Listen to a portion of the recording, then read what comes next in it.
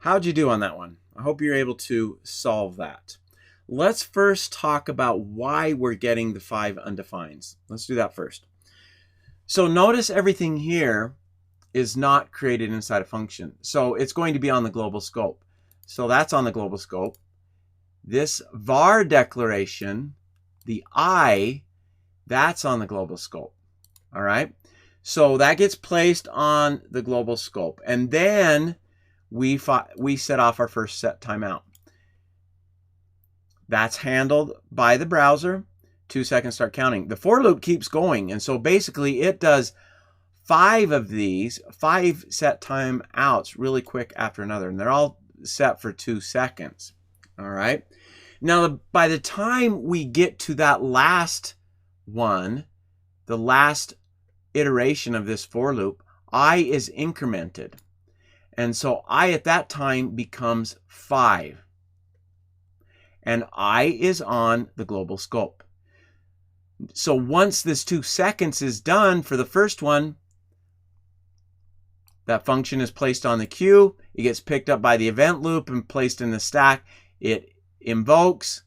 This line here is executed. Learners 5 is undefined. We have 0, 1, 2, 3, 4. 5 is undefined. That's why we're getting the undefined.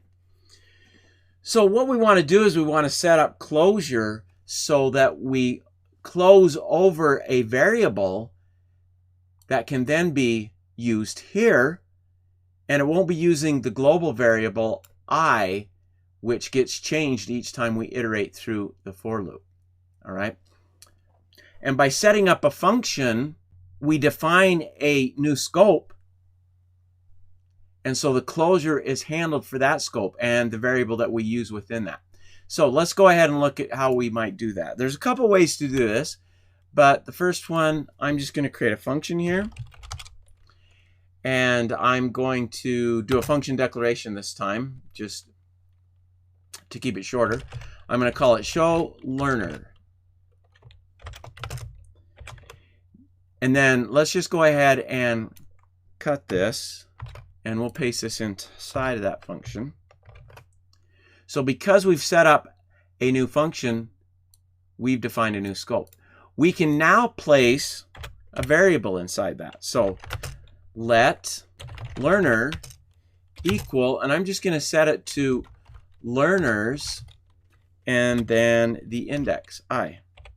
And so we're going to assign one of the names to this learner variable. And that is exactly what we're going to display here.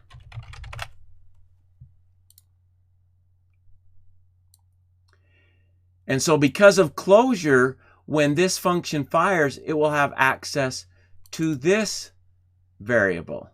Okay? And each time this function invokes, it will create a brand new variable for the new scope that's created. And so down here, I would need to put show learner. Okay, so it's invoked each time through this for loop. Now, when we get into immediately invoke function expressions, there's a simpler way to do this, which we'll look at that time. But for right now, I'm just invoking the function here. It calls this, sets up a variable inside of that function scope. This function, because it references that variable, and because of closure, that variable will be retained in memory so that it has access to it. And that should solve the problem for us. So if I save that, after 2 seconds, we get all the names displaying. All right? So that's one approach. I'm going to copy this so I have a version of each of these in the code that you can look at. I'll just comment out that one there. So another approach would have been set a variable ID X, maybe for index, and just simply set that to I. Okay, so this variable is now part of this scope. And so that's going to accomplish the same thing. The only difference is down here, instead of I, we use IDX to reference the position in the array. And that will work just as well for us. If I save that, we jump out here after 2 seconds, we can see the names displaying. All right, now I mentioned there's a simple solution to this as well. So let me show you what that simple solution is. Let me copy this. So these first two solutions are using closure. Let me just make a comment there.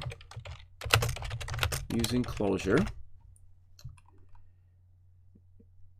Comment that out so we're not dealing with that anymore.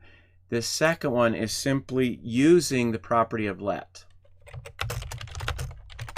Okay.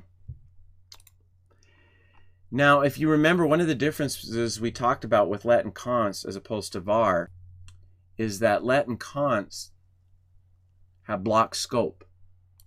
What does block scope mean in the case of this for loop? I'm going to remove this really quick, and let me get rid of that. We're just going to put it back to the way it was, and so I want to use I here to reference those. Okay. Now back to the idea of block scope. What does block scope mean? Well, the scope is right here, and so because it's block scoped, if we change this to let instead of var, it's already scoped inside of this, and this function will still have reference to it through closure. So the variable I will be maintained in memory, and each time through the loop, basically it's declaring a new variable I because of the block scoping that we get with let. All right, and so each of those functions will have a reference to that I, and that will solve the problem for us. Okay, so this solves the problem using a feature of let that we sometimes forget about.